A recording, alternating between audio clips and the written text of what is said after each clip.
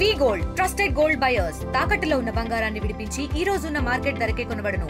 మరిన్ని వివరాలకు సంప్రదించండి 7710 ఉమ్మడి తూర్పుగోదావరి జిల్లా వ్యాప్తంగా 10వ తరగతి పరీక్షలు ప్రశాంతంగా జరుగుతున్నాయి. ప్రధానంగా ఉమ్మడి తూర్పుగోదావరి జిల్లా వ్యాప్తంగా చూసుకుంటే కాకినాడ జిల్లా, రాజమండ్రి, డాక్టర్ అంబేద్కర్ కోనసీమ జిల్లా మొత్తం ఉమ్మడి జిల్లా వ్యాప్తంగా అయితే 386 పరీక్షా కేంద్రాల్లో అయితే 10వ తరగతి అయితే పరీక్షలు రాస్తున్నారు. అలాగే ప్రధానంగా 73,000 మంది విద్యార్థులు అయితే 10వ తరగతి అయితే పరీక్షలు రాస్తున్నటువంటి పరిస్థితి ఉంది. ముఖ్యంగా చూసుకుంటే డాక్టర్ అంబేద్కర్ కోనసీమ జిల్లాలో అయితే ఒక ఘటన అయితే చోటు చేసుకుంది.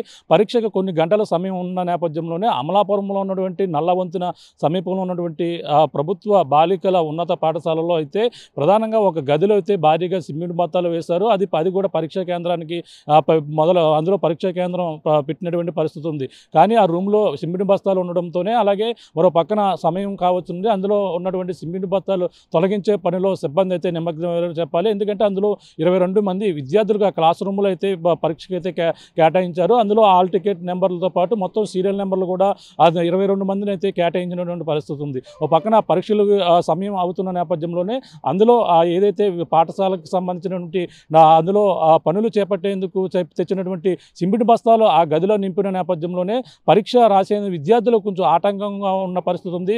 గత 3 రోజుల నుంచి కూడా 10వ తరగతి పరీక్షలకైతే విద్యాశాఖ అధికారులు అయితే ఏర్పాట్లు అయితే చేస్తున్నటువంటి పరిస్థితి. కానీ 3 రోజులు పూర్తయినా సరే ఇంకా పరీక్షలు మరి కొన్ని నిమిషాల సమయం ఉన్న నేపథ్యంలోనే ఉటావుటిన అందులో ఉన్నటువంటి సిమెంట్ బస్తాలు ఏదైతే నల్లవంతున ఉన్నటువంటి బాలిక ఉన్నత పాఠశాలలో ఉన్నటువంటి క్లాస్ రూమ్లో సిమెంట్ బస్తాలు తొలగించే పనిలో నిమగ్నమయ్యారు. వెంటనే జిల్లా అధికారి ఎవరైతే ఉన్నారో అక్కడ ఎంఈఓ కూడా చేరుకున్నారు. ఎంఈఓ ఎవరైతే ఉన్నారో సలీం కూడా అక్కడ చేరుకుని ఆ బస్తాలు వెంటనే ఉటావుటిని అయితే తొలగించే పనిలో పడ్డారు. ఒక పక్కన 10వ తరగతి పరీక్షకి సమయం అవుతుంది. విద్యార్థులు తల్లిదండ్రులతో పాటు ఉపాధ్యాయులు కూడా ఈ ఘటనపై కూడా పక్కన సమయం అవుతున్న నేపథ్యంలోనే ఒక పక్కన ఇంకా సిమెంట్ బస్తాలు ఈ విధంగా చేయలేదు. 3 రోజుల నుంచి కూడా పరీక్షా కేంద్రాల వద్ద అయితే ఏర్పాట్లు చేస్తున్నప్పటికీ ఎందుకు ఈ విధంగా నిర్లక్ష్యంగా వ్యవహరించారనేది కూడా అందరూ కూడా అధికారులపై ఒక ఆగ్రహం వ్యక్తం చేస్తున్నటువంటి పరిస్థితి ప్రధానంగా ఉందని చెప్పాలి. ఏదేమైనా మొత్తం వెంటనే తొలగించిన నేపథ్యంలో కొంచెం ఒక 10 నిమిషాలు ఆలస్యంగా పరీక్ష అయితే మొదలైనటువంటి పరిస్థితి ఉందని చెప్పాలి. ఎందుకంటే అందులో ఉన్నటువంటి సిమెంట్ బస్తాలు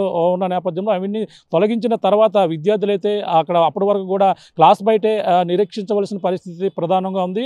ఈ నేపథ్యంలో విద్యాశాఖ అధికారి ఎవరైతే ఉన్నారో ఆ సలీం అయితే అక్కడ చేరుకుని వెంటనే సిమెంట్ బస్తాలు బయటకు తీసిన తర్వాత విద్యార్థులు క్లాస్ రూమ్లోకి అనుమతించి హుటాహుటినైతే పరీక్ష అయితే మొదలుపెట్టినటువంటి పరిస్థితి ప్రధానంగా ఉందని చెప్పాలి. ఏదేమైనా మొత్తం ఈ ఘటన తప్ప ఉమ్మడి తూర్పుగోదావరి జిల్లా వ్యాప్తంగా అన్ని పరీక్షా కేంద్రాల్లో కూడా పరీక్షలు అయితే ప్రశాంతమైన వాతావరణంలో జరుగుతున్నాయి. ఒక పక్కన విద్యార్థులకి ఒక పక్కన ఎండ వస్తున్న నేపథ్యంలో మంచినీటి సౌకర్యంతో పాటు వైద్య సౌకర్యాలు కూడా అన్ని పరీక్షా కేంద్రాలు కూడా ఏర్పాటు చేశారు.